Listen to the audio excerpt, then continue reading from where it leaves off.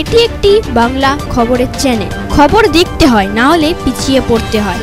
সঠিক খবর দেখার জন্য আপনারা এখন দেখছেন খবর 48 ঘন্টা।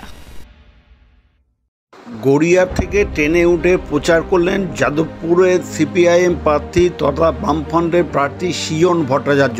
শুক্রবার সকালবেলায় দেখা গেল গড়িয়া স্টেশন থেকে ট্রেনে উঠতে সৃজন ভট্টাচার্যকে, এবং ট্রেনের মধ্যে ট্রেনের প্যাসেঞ্জারের কাছে তিনি ভোটের জন্য প্রচার করেন। আগামী দিনে যদি তিনি সাংসদ হন কী কী কাজ করবেন সেই কথা বললেন প্যাসেঞ্জারদের। এই খবর দেখছেন আপনারা খবর 48 ঘন্টা পর্দায়। সিপিএম এর প্রার্থী সৃজন আপনাদের সাথে প্রার্থী সৃজন, জিনিসের দাম কমাতে নেমেছি, চাকরির জন্য নেমেছি, 100 দিনের কাজ ফেরাতে নেমেছি, স্কুল কলেজ হাসপাতাল ভালো করতে নেমেছি। আপনাদের পাশে চাই, আশীর্বাদ করুন। যা চুরি ডাকাতি চলছে দেখে জানেন, সবাই হেল্প করবে। চলো এগো সিঙ্গেল আপনাদের আশীর্বাদ চাই।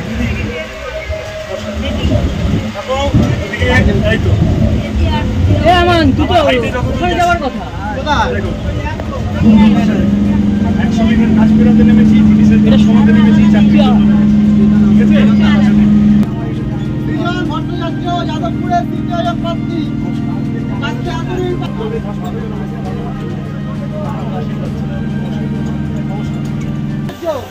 যাদবপুরের সিপিআইএম প্রার্থী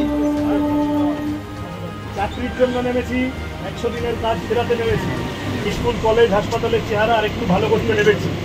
সুভাষগ্রামে একটা ভালো হাসপাতাল, এই বিভিন্নটা গড়িয়া থেকে বাড়িপুর অব্দি নিয়ে যাওয়া, এই ক্যানিং লক্ষ্মী নামখানা লাইনে আরও লোকাল ট্রেন বাড়ানো, এই কাজগুলোর জন্য নেমেছি। জগদ্দলে আইটি পার্ক, আপনাদের আশীর্বাদ চাই, সমর্থন চাই। যা চুরি ডাকাতি চলছে চারপাশে দেখতে পাচ্ছেন, আপনাদের সকলের আশীর্বাদ চাই। সৃজন ভট্টাচার্য ট্রেনের মধ্যে সাংবাদিকদের মুখোমুখি কি বলেছেন তা শুনুন একমাত্র খবর 48 ঘন্টার পর্দায়।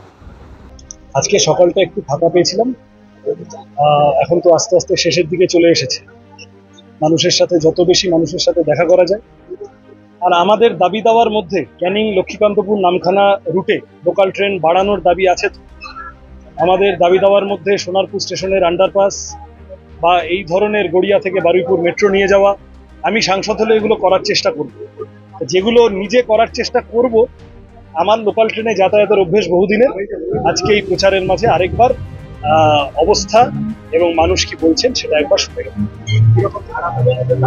সাড়া খুব ভালো, সাড়া সর্বত্র খুবই ভালো, এবং মানুষের মধ্যেই স্বতঃস্ফূর্ততা আছে। তারা বলছেন যে ভোট দেওয়ার সুযোগ পেলে যাদবপুরকে এবার লাল রঙে রাঙিয়ে দেবেন মানুষ, সেই কথাই আমাকে বলছেন। আমি কনফিডেন্ট।